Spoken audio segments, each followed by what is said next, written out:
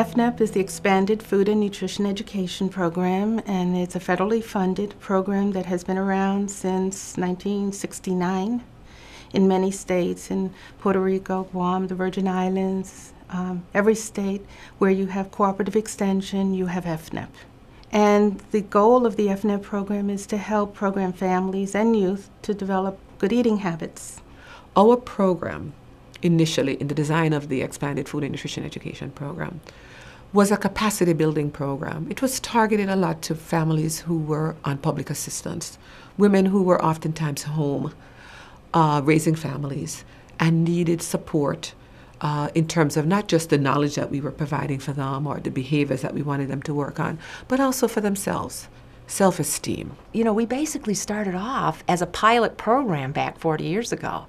And when you look at where we've come, we had no real curriculums then. We were making it up as we went. We taught people the good things we knew about nutrition and helped them learn how to cook. So in the early days when commodity foods were available, and that's one of the things that was taught, was what do you do with cornmeal and 5 pounds of cheese and flour and peanut butter, and we were able to give them recipes that were nutritious and able to be worked with easily in their home. Most of our community educators had a high school diploma, but some did not.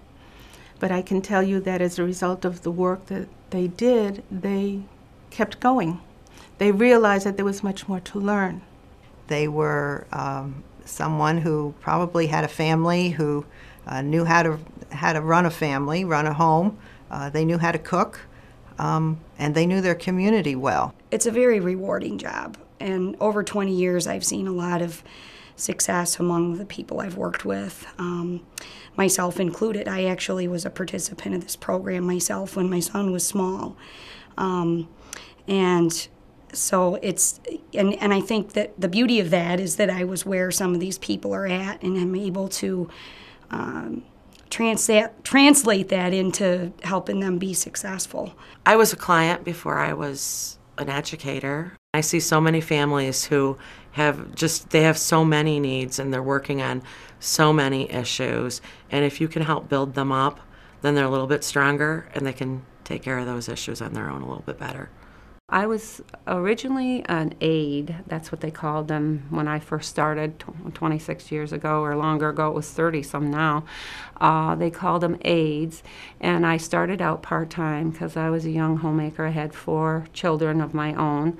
And my youngest son had just gone to school. We have hired some of our former families because they saw what was in the program, and when we had a job opening, they applied.